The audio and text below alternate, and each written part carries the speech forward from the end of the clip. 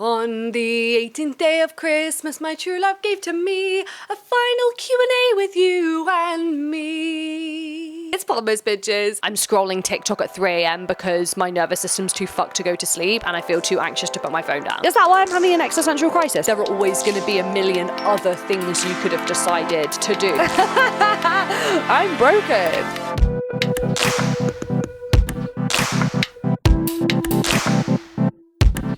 Now, I'm wearing a base of makeup right now, and the reason is, as you can see, the setting, the pajamas, we know what time it is. It is, I have lots to do time, and I don't necessarily feel as though I have time to record a podcast and get ready, so I'm blending the two together. Now, I had this genius idea. I'm looking at my phone because I'm going on Instagram for this. Oh no, we're gonna do the check-in first. I had this great idea to do the 73 Vogue questions for a podcast. I was like, I'll sit down, get ready, and do the 73 questions. I started recording it and I thought, this is SHIT, you're welcome brands. And I just hated it. So I got like 20 questions in and I was like, do you know what? I'm not doing this. We're gonna go back to the regular Q&A box. I think it would be fun if it was like someone else was asking me the questions, but it just wasn't right. So we're doing it again, hence why my skin tint and my concealer is on. So I just decided, let's go back to what we know. Stick with what you know, hip hop hooray, keep your voice down low, let's do a Q&A. Let's start off with the check-in jar because it is the morning. I haven't done my morning journaling. I got a walk to my walking pad for 10 minutes, then set this up, and here we are. Let's do the check-in. This morning's check-in, day 18's check-in prompt is as follows. What are qualities or traits you admire in others? What are qualities and traits you admire in others? I admire in others, we're at bronzer, by the way. If you're, for our audio listeners, stop just listening to the audio and go and look at the video. We're working up bronzer. That's where we're at before I decided to stop doing Vogue questions. What qualities and traits you admire in others?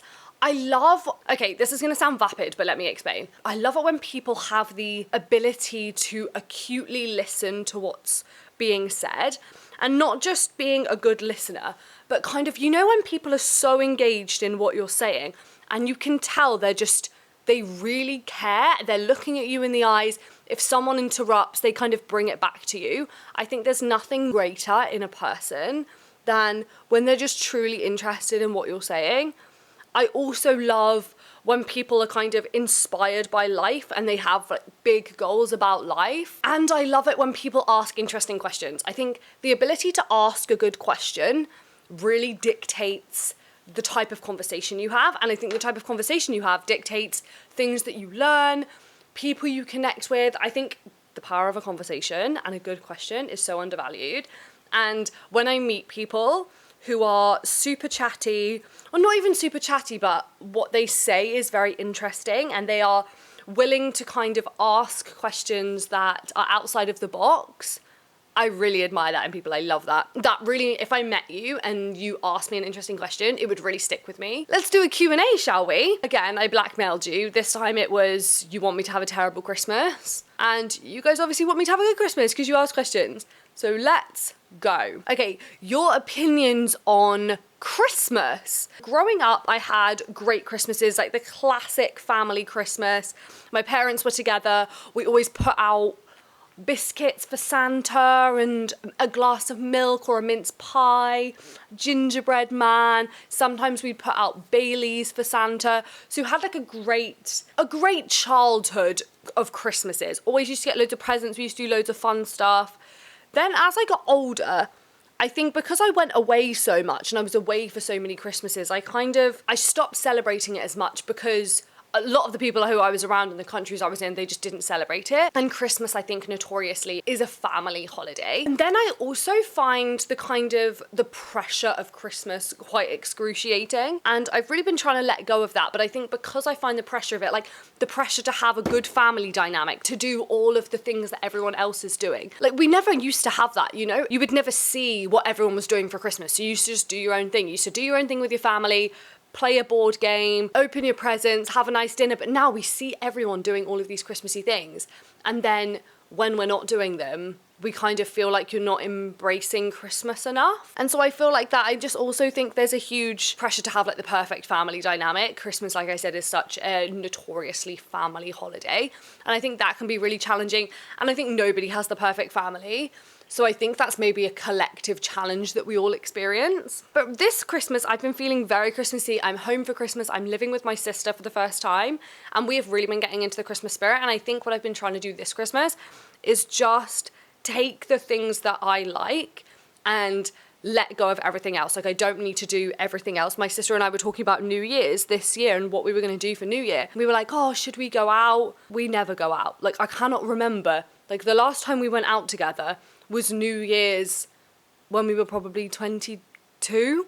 Like, we were young the last time we went out. Like, we never go out, and we were like, why are we forcing ourselves to kind of do these traditions for the sake of it when that's not who we are? We're kind of, instead, we're gonna like book a nice dinner somewhere, have a few drinks at the nice dinner, and then see where the night takes us. And then if we just want to come home, we can just walk home because we're gonna book a dinner really close to our house. And so my relationship to Christmas is, it is all about commercialism. It is all about selling us stuff. I think there's so much unnecessary pressure to consume, pressure to purchase things, pressure to act in a certain way. And I think if you can let go as an adult, I think, God, I'm really going into Christmas. As adults, once you become adults, because it is such a family holiday, I think as children, you're kind of given your Christmas, you know, your parents or the adults that bring you up, they are in charge of what your Christmas looks like. And then when you become an adult, you're kind of in charge of your Christmas. And so my relationship to Christmas right now is kind of figuring out what traditions I like, what I don't like, and then just doing those things and kind of building my own what Christmas looks like. But I'm having a good time this Christmas. I love Christmas markets. I love the Christmas songs. I love the festive feel. I think it's fun. Do you have a favorite memory or a memory you'd never want to lose? That is a good question. See, you know when I said good questions at the beginning of this as a quality? That is a good question. Okay, something that, where's my makeup brush? A memory that came up for me immediately is I went to Australia in 2019. I lived there for a year. And the last part of the year that I spent there, I lived in the back of my car. And I used to get up every morning because the sun was rising super early. I think it must have been summer because the sun used to rise so early. It used to rise at like 4 a.m. And I would always drive my car at nighttime to a beach or like right next to the beach so I could wake up next to the beach. And every single morning I used to wake up with the sun, like with no alarm. I would just wake up because I was in my car and it would get light. I would get out of my car, brush my teeth sometimes, sometimes not, and then just walk along the beach, like roll out of bed literally onto the beach, watch the sunrise. And it was the most incredible sunrises I've ever seen to this day in my whole life. Pink, orange, it was just absolutely stunning. And I remember one morning I was sitting in Coolangatta at the south of Queensland. Queensland? Yeah, the south of Queensland state, Coolangatta, sitting on the rocks, overlooking the water, just watching the sunrise. There are a few other people watching the sunrise there. And I thought, this is so special that we're all up so early to experience this magic. And then there were dolphins that came by and swam, and that was the first time I'd seen dolphins in the wild, and it was just incredible. So thank you for asking that. That's so beautiful. But those memories were very, very special to me, and I loved that time. Are you an extrovert or an introvert? I think if you'd have asked me this 2 years ago, I would have said I was an introvert because I do like having time alone. I love writing on my own. I love spending time like reading on my own. I love going to cafes on my own. And so if you'd have asked me this a few years ago, I would have said I was an introvert. And I still think I have very introverted qualities. Being an introvert or being an extrovert is not being loud or quiet. Like, I'm quite loud. But being an introvert and an extrovert is kind of where you get your energy from. Like, do you get it from other people or do you get it from yourself? This year, and maybe the last few years, I've kind of learned that I almost used being an introvert as an excuse or as a kind of shield to keep myself at a distance from people. Maybe it was a fear of vulnerability. I don't want to put a meaning to things that aren't there or to kind of ideas that I don't know the answer to.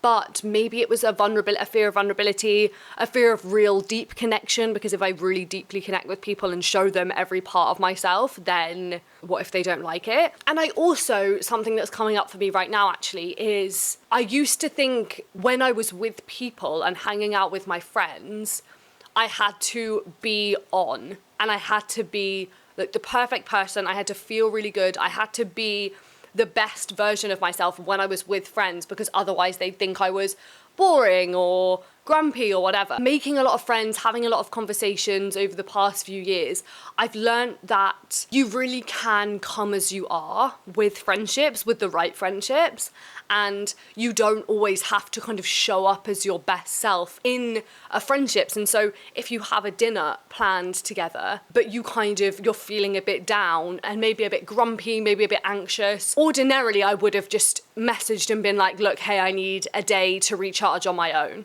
You know, like I think I used to cancel a lot of things because I felt really, really anxious about work. And I used to think I can't go to dinner if I'm feeling super anxious because I'm not gonna, like, I won't show up, it won't be interesting for them, I'm not gonna be like hashtag the best version of myself. But kind of letting go of the idea of that and knowing that you don't have to be perfect all of the time. You can go for dinner even if you feel anxious and a bit stressed out, like come as you are. And what I find is when I do that and I go, even when I feel like I need alone time and I feel like I need kind of introspection and silence and to be alone, a lot of the time when I think I need that, I actually need to spend time with people, and spending time with people makes me feel so much better and recharged.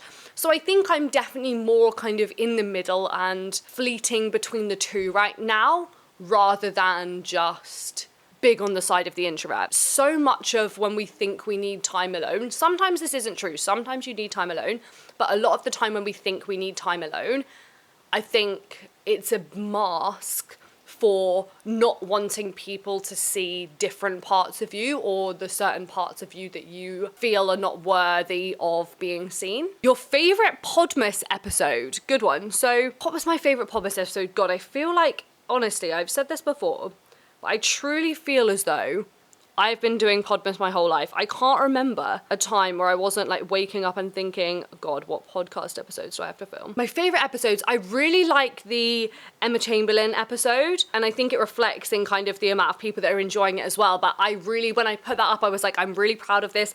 I really love the title and the thumbnail. It's about a topic that I felt very strongly about, and it was just one of those things where I saw it happening online and I thought, wow, I actually have an opinion on this. And so much of kind of what goes on in pop culture, I would love to be the type of person who could have a podcast about pop culture and kind of things going on, TV shows. You know Brittany Broski, she has such an acute understanding of kind of pop culture and things that are going on, that her takes are absolutely phenomenal. Love her, she is the queen. And somebody in my comments said, oh no, somebody DM'd me, love you if you're listening to this, and they said, your energy reminds me of Brittany Broski, and I was like, oh, that is the biggest compliment you could have ever given me. I don't often have an opinion on things like pop culture.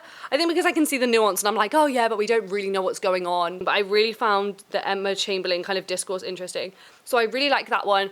This one didn't perform super well, but I really liked number 3, which was, are you being left out or are you not allowing yourself to be let in?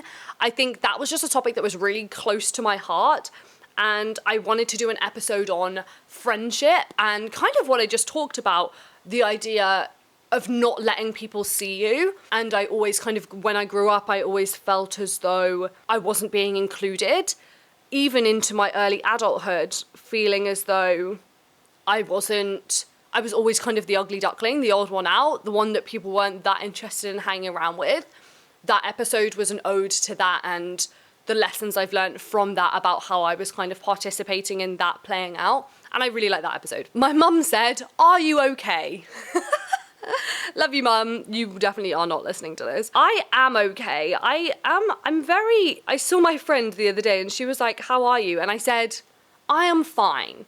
You know, I'm not like over the top at the moment. Like nothing is kind of like extravagantly happening to me. I'm not feeling super excited at the moment, but I'm feeling, she used the word content, and content doesn't necessarily feel like it, but I'm feeling like average in a good way, like average, but not in a negative way. I think sometimes when we're like, oh, I feel fine, that kind of feels quite negative, and we're like, oh God, like you should do something to make yourself not fine, like better, like you don't want to be fine, you want to be better than fine.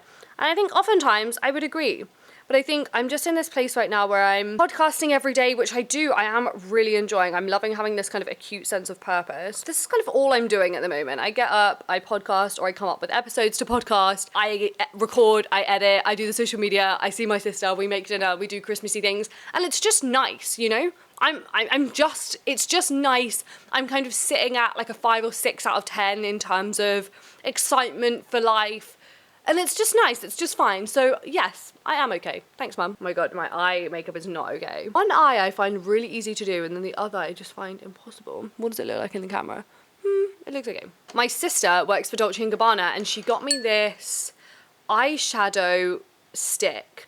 So I want to use it, but I feel like it's a bit of a risk to use it for the first time here because I'm not a makeup guru. Tell us the one who got away story. I have kind of alluded to this. So I've alluded to this for a while in kind of other stories about the one who got away. He was like my other boyfriend. Let me tell you about him. That'll be good actually. Telling you this story embedded in a Q&A is probably the best place to do it rather than doing its own episode. So the one who got away was my first boyfriend. I met him at my first job. I used to work at Next, the clothing shop in England, if everyone knows it. And we both worked there. I met him, I was 18 or 19 when I met him. I was 18. It was very much, it wasn't love at first sight, but I have this ability.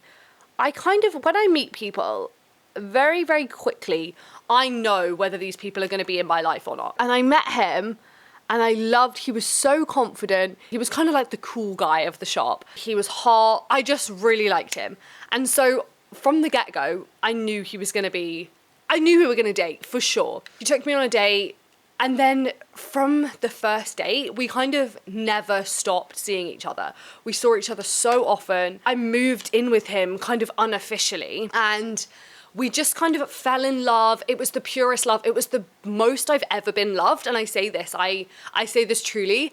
I fear, maybe I shouldn't say this on the internet, but I fear that I will never be loved the way that he loved me. He loved me so purely. He was so, I trusted him so much. Because we worked in a clothing shop, predominantly it was women who worked there. He used to go out on nights out with his work people, all women.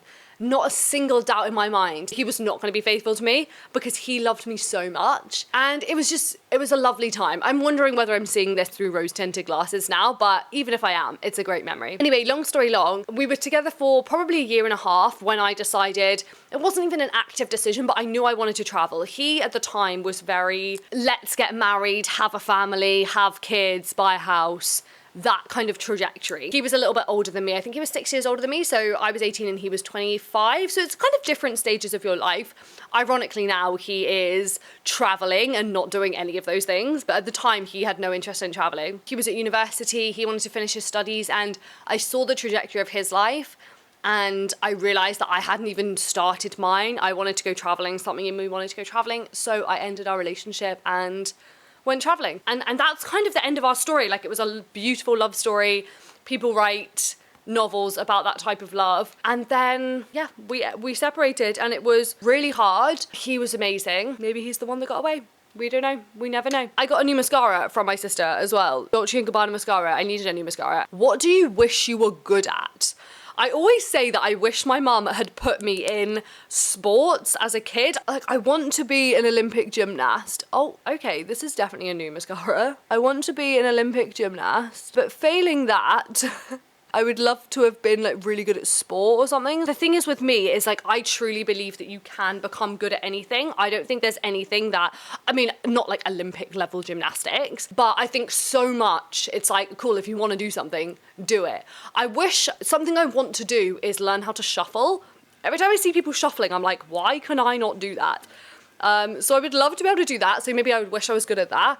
Maybe I wish I was better at sticking at things. I think my kind of default, as soon as things aren't great, or as soon as things don't feel amazing, I'm like, okay, next thing, we need to do something else, which I know is a red flag. And so maybe I wish I was better, and I'm actually getting better at this. I wish I was better at, it's hard because I don't want to say like sticking things out, but I think there is a time to leave and a time to stay, and I think maybe I need to get better at the staying part. Oh, I like this mascara a lot. Dolce & Gabbana mascara. Don't think they're cruelty-free and vegan, so I won't be promoting them, but I got it as a gift. I saw someone on TikTok say, put mascara on your bottom lashes and then like rub it in. and it makes it look kind of like a cool eyeliner. Don't know if that looks cool. The thing is about doing a Q&A get ready with me is I'm not really looking at what I'm looking like. And so the last Q&A get ready with me I did, I looked and I had overlined my lips so much because I couldn't see it in the camera. I couldn't even post photos from it because it looked so horrendous. Opinions on hate comments. You've been getting loads lately. Yes, I have been getting a fair amount of hate comments recently. My opinion on hate comments is if somebody, because it's not you, obviously, if somebody is taking time out of their day to comment something negative on a social media post, because it's mainly on TikTok and Instagram Reels, so on a social media post, if somebody is taking time out of their day to do that and to insult someone, then their opinion is already invalid to me. Because if I met someone in real life, if you went to a bar, there was a guy, let's say there was like this 50-year-old white guy shouting kind of racism from the rooftops in this bar, you would be like, oh my God, what an arsehole. But then if he came over to you and kind of insulted you, you wouldn't take that insult on because you're like, this man is insane. His opinions are so wild and invalid and ridiculous and hateful. Nothing he says is kind of valid to me. Like, I can't accept any of the things that he says. I don't respect anything that he says. So how could I take that on? The same is with hate comments. If you are taking the time out of your day, especially about appearance, like if you are taking the time out of your day to insult somebody's appearance, I truly do not care what you think of me. Like, your opinion of me is not valid. And so hate comments, I think, are just quite a good source of entertainment. I find them quite funny. I fear for people who don't have that mindset. I fear for like the younger girls of TikTok who are 18 or younger, God, and kind of get loads of hate about their appearance. I fear for them and how they take that on and how that's going to influence their kind of self-esteem and self-image when they're constantly having this negative feedback. Because I know that I would not have dealt well with it when I was younger. So the only time I really get frustrated is when I see hate comments towards people who I feel as though will take it on. But for me, I don't care. Something you've never done that you wish you had. Again, that's like the kind of something you wish you were good at. It's like, I think if there was something that I have never done, I'm probably gonna try and do it. Like, if there's something I've never done that I wish I wanted to do, that I wish I could do, then I'm just gonna do it. I wanna go to all 7 continents. That is something that I really want to do. I wanna do that by the time I'm 30. I've been to 6, I just have to go to Africa. So that's something that will happen for sure. Oh, I really want to spend a Christmas kind of giving back, like helping in a homeless shelter, helping in a soup kitchen, something like that. Or yeah, I would love to kind of give back over Christmas. Maybe that's something I would like to do. Also, I want to get really good at pole dancing. I love pole dancing. It is the love of my life. I don't know why I'm not doing it at the moment because there is a studio in my city, but I love it. And I spent 2 years doing it and I was obsessed with it. Something I haven't done yet is I kind of want to do a performance. I did a showcase at my studio in Lisbon. We kind of did a group performance in front of our studio, but I want to get good enough that I can be on stage and like do a performance for people. American versus European transport system. Oh my God, I'm so glad you asked. And I'm not even being sarcastic. This is literally my favorite thing to talk about. It depends where you are in America. New York is fantastic. New York is up there with London. Like, the best transport system, I think, is London. London Tube, you cannot beat. It's so easy. It's not super cheap, but it is the cheapest way to get around London, and it's easy. I feel pretty safe. Every time I've gone on it, I felt pretty safe. So London is the top. After that, I think New York is great. I think the difference is European transport systems have been consistently better. Every time I've gone to somewhere in Europe, the transport system has been easy to navigate, apart from Vienna. But they have trams. When they throw trams in the mix, I get very confused. But in terms of like tube systems, I think Europeans are more consistently better. It feels like everyone in Europe, we've kind of agreed that public transport is a good thing. And we kind of all use public transport, and that's kind of our chosen method of transport. Whereas in America, it feels like only certain people use it. It feels like it's not widely accepted thing.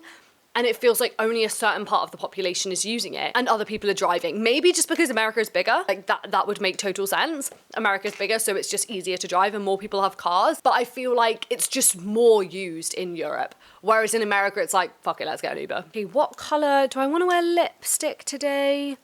Not particularly. I think I'm gonna do more of a chill.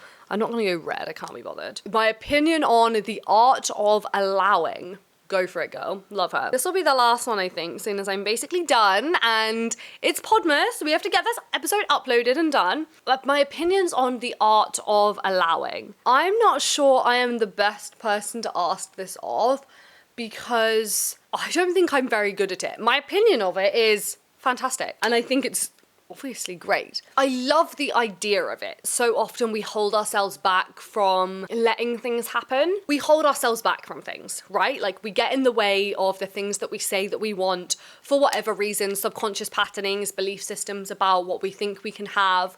And I think so often it is just us getting in the way. And if we just let it happen, we did the things that we knew could make it happen, and then we just let that happen, so often it would happen.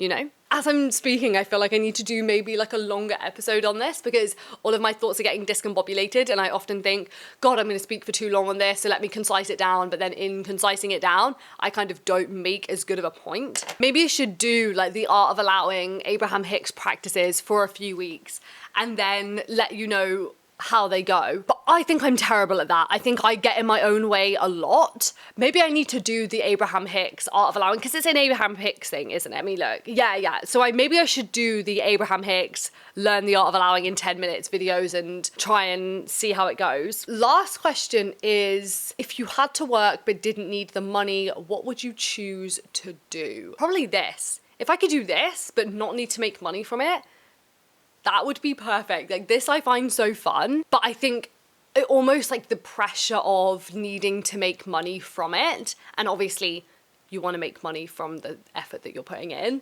kind of distills the enjoyment a little bit. And then you have to make it a little bit more contrived. You have to be a little bit more strategic, because obviously if you want to make money, you have to have a brand and you have to have a reason for people to invest in you. What else would I do? I feel like I would maybe work with animals.